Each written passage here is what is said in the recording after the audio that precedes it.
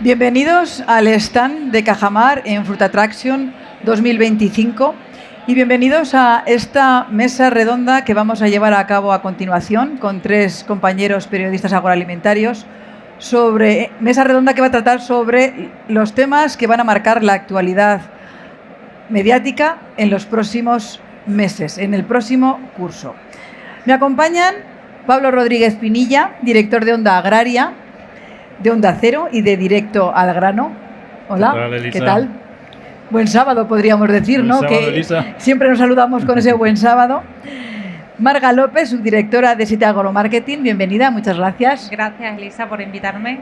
Y Juan Arias, redactor de FIH y también periodista del sector agroalimentario, que todos los años nos acompaña en esta mesa redonda sobre la actualidad informativa. Bueno, bienvenido. Buenas tardes y gracias.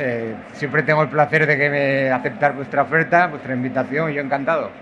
Muy bien. Hace un año llevamos a cabo este mismo encuentro con otros compañeros periodistas y los temas de actualidad que se apuntaron para el curso 2024-2025 fueron el precio de los alimentos y la inflación en la cesta de la compra, la sequía, por la necesidad de una política hidráulica imaginativa e inteligente, la Comisión Europea, porque todavía no teníamos nuevo comisario, hace un año, nuevo comisario de Agricultura, y hacía pensar que un gobierno en la Unión Europea más conservador, pues haría pensar que a lo mejor la gestión ambiental tan marcada en el anterior periodo de von der Leyen igual no iba a estar ahora. También se habló de incorporación de jóvenes, de desperdicio alimentario, de estrategias alimentarias. ¿Qué temas pensáis que vamos a tener de cara al próximo curso, al curso 25-26? ¿Mantendremos algunos? ¿Siempre hablamos de lo mismo? ¿Habrá algo nuevo? Venga.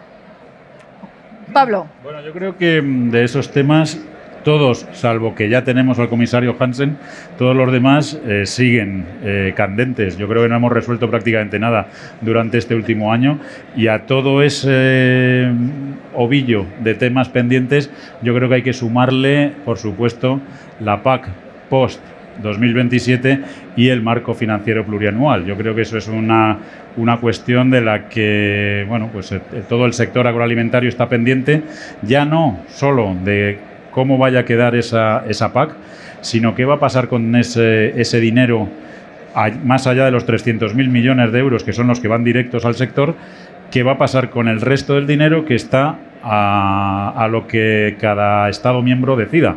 Entonces, puede haber muchas desigualdades entre distintos Estados miembros con sus productos agroalimentarios y luego dentro de un país, pues aquí en España... No me vayas mucho porque es otra pregunta que tengo. Aquí en España, por ejemplo, el Ministerio de Transición Ecológica ya sabemos que está como loco por captar dinero procedente de la PAC, ¿no? Entonces, y en Bruselas también. En Bruselas también. O sea, que tú piensas que aparte de los temas de la sequía, incorporación de jóvenes... la PAC va a ser el gran tema de este curso. Y el marco financiero plurianual. Y el marco financiero plurianual, uniéndolo.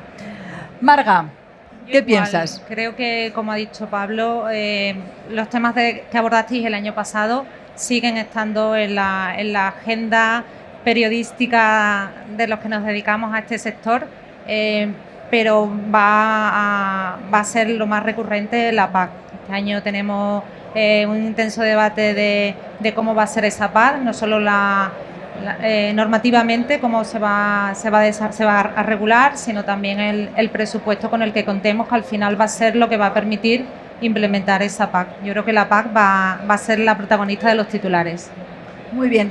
¿Y en frutas y hortalizas qué hacemos con la PAC? Pues mira, yo no voy a entrar mucho en la PAC porque veo otro tema importante, que es el exceso de pluviometría en algunas zonas de España derivadas del cambio climático, que creo que ahora sí que de verdad no puede negar nadie, que ya está aquí. Había algunos escépticos, no hasta el año pasado incluso, pero ahora con las danas y, en fin, todos estos fenómenos meteorológicos tan adversos y tan extremos, creo que ahora no lo puede negar nadie. Y hombre, efectivamente, luego todos los que has enumerado tú anteriormente, por supuesto que van a estar dentro de la agenda periodística, pero yo te digo que en la cuestión de frutas y hortalizas, por ejemplo, la dana ha hecho mucho daño, se nota en el bolsillo del agricultor, se nota en el bolsillo también en las cotizaciones de las empresas comercializadoras y casi me atrevería a decirte que se nota incluso aquí en la feria, donde, en fin, es verdad que se sigue haciendo mucho negocio, hay mucha fluidez, pero algunas empresas lo sucedido en la dana lo han notado. Qué curioso, porque el año pasado recuerdo que insististe mucho en que el tema más importante era la sequía y la gestión hídrica. Es verdad. Insististe en ello y este año nos dices que el problema es el exceso de agua. Bueno, más que el exceso de agua, todo lo que son las tormentas relacionadas con el cambio climático, pues fíjate, hasta hace un par de días, pues toda la lluvia que cayó en Molina de Segura, ahí cerca en Murcia, Valencia. En Valencia también había una alarma más que justificada. De hecho, bueno, pues hubo algunos representantes de algunas empresas importantes en la comercialización de cítricos y de aguacates del Mediterráneo que, bueno, se pensaron si venir el primer día a la feria porque estaban preocupados más por un tema personal, lógicamente, que por otra cosa. Entonces, bueno, luego la cosa pues se tranquilizó, las aguas, nunca mejor dicho, volvieron a su cauce y, en fin, ya pudieron venir a la feria. Pero yo creo que los efectos del cambio climático, Elisa, van a ser un tema también importante. Y fíjate, también desde el punto de vista de lo que son, bueno, pues el virus, sobre todo lo que está pasando con el Thrips parvispinus en Almería, con el pimiento. Bueno, el tomate ya hace mucho tiempo y hace muchos años que, bueno, pues el rugoso, ya las distintas casas de semillas ya están trabajando, llevan mucho tiempo trabajando en el rugoso, pero contra el Thrips, por ejemplo, parvispinus, bueno, pues está siendo un problema importante para los productores de Almería y de Murcia, sobre todo, que son los que hacen pimiento, y está ahí. También va a ser un tema importante. Muy bien. Bueno, tenemos poco tiempo. Pablo y Marga, habéis coincidido en que el tema de este curso va a ser el marco financiero plurianual y el futuro reglamento o el reglamento propuesto por la Comisión Europea para la Política Agraria Común. Veníamos de un periodo en el que el año pasado, si hoy recordáis, se había abierto una consulta, un diálogo estratégico para la agricultura en Bruselas, salió un informe, se llegó a hacer hasta un grupo de expertos que asesoraran a la Comisión Europea en Agricultura, luego vino la visión del comisario europeo sobre la agricultura con una visión más agraria y no tan ambiental. La verdad es que pintaba todo muy bien. Y de repente llega el 16 de julio, presenta el marco financiero plurianual, aparece el reglamento de la futura PAC, la propuesta de la Comisión. ¿Y qué pensamos, Pablo? ¿Qué pensamos, Marga? Yo creo que va a ser... se va a entablar una negociación interesante donde se van a intentar, o creo que se van a reflejar los intereses de los diferentes países que estamos en la Unión Europea, ¿no? La PAC es la política más importante de la Unión Europea, lleva un presupuesto importante, se habla de una reducción del 22%, con lo cual toda la normativa, o sea, nos vamos a quedar sin presupuesto para materializarla, ¿no? No sé si se van a quedar por el camino algunas medidas que eran bastante interesantes. Entonces, yo creo que vamos a ver el poder que los países tienen en esa negociación, ¿no? Va a ser interesante ver también si la Unión Europea va a seguir manteniendo la agricultura como algo estratégico, con su política más importante, o va a haber otras prioridades, ¿no? que parecen venir, como la defensa, la migración, la transición energética. Vamos a competir ahí la agricultura con esas otras prioridades y habrá que ver hacia dónde camina la Unión Europea, ¿no? Desde luego creo que deberíamos, o se debería de pensar que la soberanía alimentaria es necesaria mantenerla, y para eso tenemos que tener una PAC fuerte y con presupuesto. Pablo. Bueno, yo creo que lo que ha ocurrido es que la agricultura en Europa no es la política ni es el área más importante para la Comisión, ni mucho menos.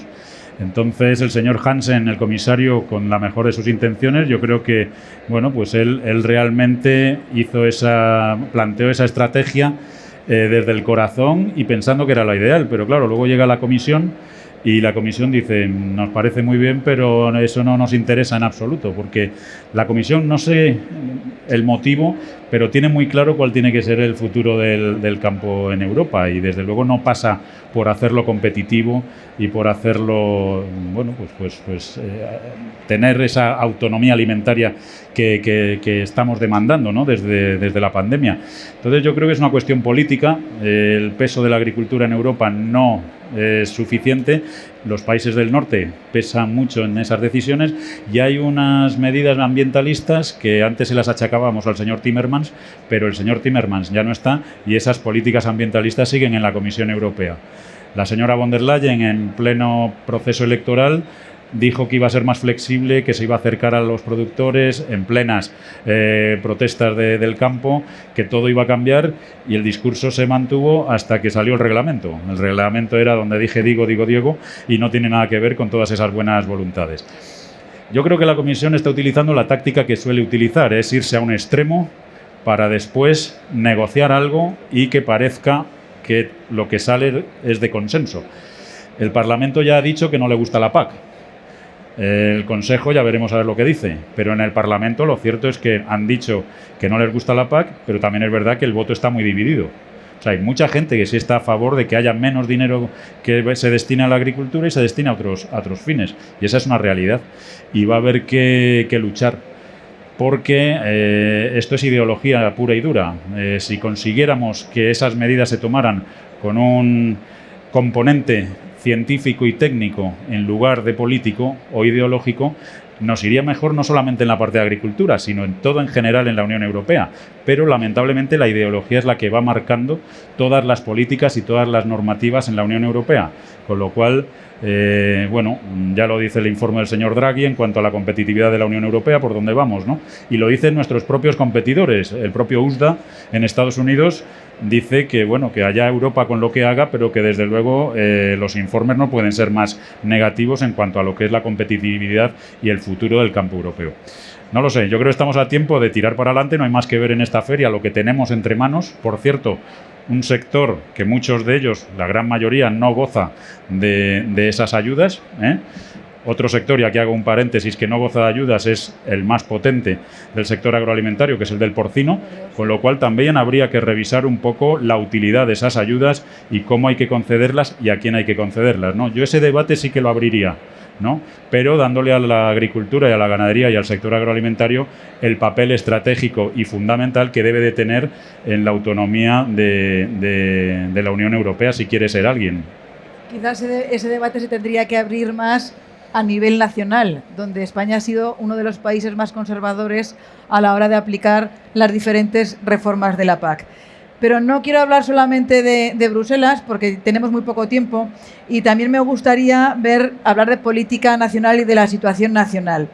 Luis Planas ya lleva 7 años al frente del Ministerio de Agricultura, Pesca y Alimentación. En el año 2025 se aprobó una de las pocas leyes que se han aprobado, que es la Ley de Desperdicio Alimentario, aunque luego al final metió un totum revolutum de otros asuntos. Y poco después también presentó la Estrategia Nacional de la Alimentación. Eran 2 proyectos, uno ya se había quedado de la legislatura anterior, el otro era nuevo, y el que le queda es el de la Ley de la Agricultura Familiar. Rápidamente, ¿qué pensáis de los aprobados y del que queda pendiente? ¿Saldrá, no saldrá? ¿Qué os parece la Estrategia Nacional de Alimentación? Marga, que la ley del desperdicio alimentario es una ley muy interesante para conseguir una alimentación más sostenible, nos alinea con los ODS, pero le faltan algunos aspectos desde mi punto de vista para que se pueda implementar bien. Le falta más claridad normativa, le falta también apoyos, le falta definir los plazos, le falta comunicación al consumidor, porque tenemos que cambiar una cultura alimentaria por otra para ajustarla a las leyes, y también le falta una evaluación, ¿no? Se debe marcar los periodos de evaluación para corregir o mejorar esa ley. Yo creo que es una ley muy buena, pero que le falta bajarla al suelo. y con la ley futura de la agricultura familiar confiamos que se pueda aprobar. Ahí está, va a depender también mucho de cómo case la PAC con la flexibilidad que tenga luego a la hora nacional de poder aplicarla. Desde luego es una ley muy necesaria porque hace frente a uno de los principales problemas que tiene el sector, que es la fijación de población en el medio rural, la incorporación de jóvenes, el relevo generacional. Pero bueno, habrá que ver al final cómo se sienta sobre el terreno, porque si no quedará otra vez en buenas intenciones. Juan, ¿qué te parecen los proyectos aprobados? Tú ya sabes que yo no soy muy amigo de Planas, entonces, en fin, no me... No es cuestión de amistad, es cuestión de analizar la realidad. Que lo que suele hacer no me suele parecer casi nunca bien. Vamos, entonces, para serte sincero del todo, me parece que es un brindis al sol esta idea del desperdicio alimentario. Siempre se pone el énfasis sobre el eslabón más débil de la cadena, que es el consumidor. De los supermercados, retailers y tal, esto ya mejor pasamos por alto, es mejor hacer un silencio administrativo en este caso. Y respecto a la ley familiar, pues no lo sé, hasta que yo creo que va a salir, porque yo creo que ¿Sí? tiene intención y creo que va a salir, pero será otro brindis al sol, ¿eh? Entonces será, pues está ahí para decir que ha cumplido los objetivos con los que entró, y se quedará ahí. Y luego hay una cosa importante, que es, para que una ley salga y se cumpla y tal, hay que dotarla económicamente. Y esto no sé yo si ha pasado, creo que no. Pero a lo mejor, cuidado, a lo mejor es que como este señor no me parece un buen ministro de Agricultura, a mí particularmente, personalmente, puede que haya pues ciertas reticencias hacia él y hacia lo que desarrolla, pero bueno, yo por eso advierto. Ya, bueno, lo has dejado claro desde el primer momento y ya lo sabemos. Bueno, Pablo. Yo coincido con Juan en mucho de lo que dice. Yo creo que la música suena bien, veremos a ver la letra cómo queda, ¿no? El señor Planas, yo creo que de un tiempo a esta parte está en modo político, está más atendiendo a lo que le va marcando Moncloa que a lo que realmente necesita el sector. Yo creo que el sector necesita dedicarse a lo importante y olvidarse de lo urgente. Y muchas veces lo que el señor Planas pone encima de la mesa es urgente por lo que le pide la opinión pública. Está bien, yo creo que nadie puede decir que no a esa ley de agricultura familiar, nadie puede decir que no a esa estrategia nacional de alimentación, nadie puede decir que no a todo eso. Ahora, no se puede quedar en lo que nos ha presentado el señor Planas, necesita presupuesto, necesita peso político en el gobierno y peso político en las comunidades autónomas. Entonces, lo que no puede pretender el señor Planas es que ya está hecho, porque tenemos un ejemplo con la ley de la cadena alimentaria, que es verdad que es una gran idea, que todo el mundo lo firmaría, el reparto justo, todo eso, pero la verdad es que no te digo que estemos como al principio, pero hay sectores que no han avanzado en absoluto y es un verdadero problema. Tenemos ahí un mare magnum. Entonces, las cosas se plantean. Más vale aprobar menos cositas y aprobarlas bien y con los cimientos sólidos, que aprobar mucho en cada Consejo de Ministros y después quedarse en humo. Es que la cuestión es que cuando todo lo metes en la misma caja, pues claro, es que no hay nada claro. Y hay que escuchar al sector. A mí me da la sensación de que muchas veces no se está escuchando al sector. Y siempre se hace hincapié en el consumidor, que en este caso, aunque parezca lo contrario, es el rival más débil o el eslabón más débil de esta cadena. ¿Qué pasa, insisto, con el desperdicio alimentario de los grandes retailers? De esto nadie habla y seguro que este señor no se ocupa de eso. Es el 3%, creo que el 97% del desperdicio alimentario se genera en los hogares, con lo cual es una ley que se ha hecho para el 3% del desperdicio alimentario que hay en los eslabones de la cadena. Claro. Que queda mucho por hacer, porque el 97% de lo que se tira en la basura es en nuestras casas. Pues por Sí, eso pero te digo opinión- que tiempo ha tenido. La opinión pública le da leña al sector agroalimentario y el señor Planas no que ataque, sino ataja esa opinión pública regulando al sector agroalimentario. Hay que hacer las cosas más profundamente y con más recorrido y escuchando, yo creo, más a todos los sectores implicados. No sé si Marga Por querías eso decía yo antes, ¿no? Hace falta comunicar, ¿no? Si no sabemos, a lo mejor nos tienen que informar o tenemos que informarnos cómo cambiar determinados hábitos en casa para poder adaptarnos a esa ley, ¿no? Yo creo que falta también esa comunicación. Bueno, y ahí también nos metemos como periodistas, que también tenemos que comunicarlo. Muy bien, pues ya vamos, os voy a hacer la última pregunta porque vamos muy cortos de tiempo. Y ha habido, cuando he empezado a hablar de las cuestiones informativas para este curso, daba la sensación de que estábamos repitiendo temas: incorporación de jóvenes, sequía, política agraria común. También podríamos meter el reconocimiento del sector, pero son auténticos retos, ¿no? O sea, siempre estamos informando de lo mismo. ¿Hay algo nuevo de lo que podamos informar? ¿Qué pensáis? Por ejemplo, en lo que a la incorporación de jóvenes al campo se refiere, es un problema global, porque esta mañana he estado con un exportador de banano y me comentaba, es que tenemos un problema en Colombia, que es que los jóvenes no quieren el campo. Quiero decirte que pasa en Costa Rica, pasa en Colombia, pasa aquí, por supuesto, en España, que cuando vas y hablas con una empresa y dices, oye, tengo a 5 jóvenes, y te lo cuentan como si fuera una celebración por todo lo alto, porque realmente es que es algo inaudito. O sea, 5 jóvenes, es algo increíble, porque los jóvenes no quieren el campo, pese a que los que se incorporan al campo luego es gente muy profesional, gente que está más con las nuevas tecnologías, como no podía ser de otra manera, puestos muy al día, y que son gente muy competente, porque el campo, por lo menos en el sector de frutas y hortalizas, y Marga me podría llevar lo contrario o no, pero es un sector muy, muy profesional. Y sin embargo, pues tenemos ese reto pendiente, que es la incorporación de los jóvenes y hacerlo más atractivo. Yo, desde luego, si tuviera bastante menos años de los que tengo, me plantearía el meterme en este sector. Eso sí, en las frutas, en las hortalizas no. El cereal no. No, tampoco.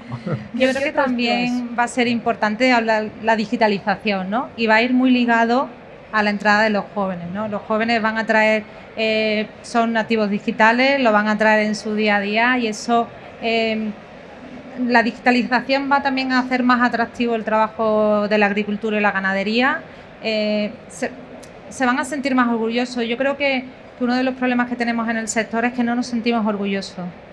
Y eso debería de cambiar, ¿no? Al final, o sea, quedaba como una profesión donde no tenía otra salida, me iba al campo. Yo creo que los jóvenes, aunque son pocos los que entran, son muy profesionales, llevan la tecnología incorporada en su ADN, y la digitalización va también a ser un tema muy recurrente en los próximos años. La inteligencia artificial cada día está más incorporada. También va a ser interesante ver cómo evoluciona. Muy bien. Y Pablo, ¿qué tema crees? Bueno, ¿Algo que nos pueda sorprender quizás o no? No, bueno, a mí me preocupa mucho la parte de despoblamiento, pero bueno, porque creo que está íntimamente ligada al relevo generacional y a todo el asentamiento y al peso del sector agroalimentario en el tejido rural, que es donde en principio tiene que estar. Pero yo creo que sobre todo lo que tenemos que hacer es comunicar en positivo. Yo creo que el sector es un sector por naturaleza muy negativo, y aquí tenemos un clarísimo ejemplo en IFEMA, en el corazón de Madrid. Probablemente Fruit Attraction sea la feria más grande de las que tiene IFEMA. Es un auténtico espectáculo. Y seguramente este fin de semana los programas abran con, entre ellos el mío, a lo mejor, pues abramos con otro tipo de noticias y no el espectáculo, el éxito de una nueva convocatoria, una nueva edición de una feria como es Fruit Attraction, ¿no? Yo creo que entre todos tenemos que aprender a comunicar en positivo para transmitir, no es cuestión de mentir, ni simplemente también hablar de las cosas buenas que tiene el sector, que muchas veces nos olvidamos de que es un sector con muchísimas cosas buenas, y es un sector que ha cambiado enormemente en relativamente poco tiempo. Entonces, yo creo que cada vez va a ser más atractivo. No va a ser lo que era antes, porque no va a volver a serlo en cuanto a gente en el campo, pero sí que vamos a tener jóvenes cada vez más preparados, empresas cada vez más profesionales, y un campo más modernizado, más tecnificado y muy competitivo. Y yo creo eso que hay que transmitirlo y sobre todo hay que reforzar la idea de que el sector agroalimentario, no sé si es el primero o es el segundo sector que más aporta al PIB en España. Es decir, seguimos empeñándonos en el tema de la fabricación de coches, que está muy bien, pero el sector agroalimentario aporta mucho más que la fabricación de coches y sobre todo es un valor añadido que se queda aquí, no se va a Francia, Alemania, Estados Unidos, ¿no? Entonces yo creo que sobre todo hay que empezar a comunicar en positivo de un sector que se lo merece, que está trabajando bien y que la sociedad muchas veces lo desconoce. Por cierto, para eso está muy bien en noviembre el Salón de Sagris, ¿no? Que nace precisamente con esa filosofía, ¿no? Llegar a la sociedad, llegar a los niños, empezar a hacer cantera y empezar a divulgar de lo que es el trabajo del sector agroalimentario para empezar a conseguir que el consumidor valore cada producto que llega a su mesa y empiece a entender que el señor que lo produce también tiene que vivir bien, ¿no? Muy bien, pues comunicar en positivo, creo que todos que estamos aquí en esta mesa redonda llevamos años trabajando, comunicando, informando en positivo de esas bondades que tiene el sector agroalimentario español. Terminamos ya aquí. Gracias, Pablo Rodríguez Pinilla, de Onda Cero y de Directo al Grano. Gracias, Marga López, de 7 Agromarketing. Y muchas gracias por ser reincidente, Juan Arias, de FIH. Muchísimas gracias también aquí a los compañeros que nos acompañan en este stand de Cajamar en Fruit Attraction en 2025 y les invito a que nos veamos dentro de un año en Fruit Attraction 2026, donde volveremos a hablar de la agenda informativa para el siguiente curso del sector agroalimentario. Hasta entonces, pasen buen día.